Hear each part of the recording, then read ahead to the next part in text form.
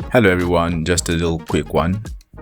The latest version of Davinci Resolve, that's Davinci Resolve 19.0.1, finally fixed one long-standing issue I've had on Davinci Resolve. That's when you're editing and you don't have the headphone connected, but your Davinci Resolve is on. You now connect your headphone. You find that there's no sound until you restart Davinci Resolve.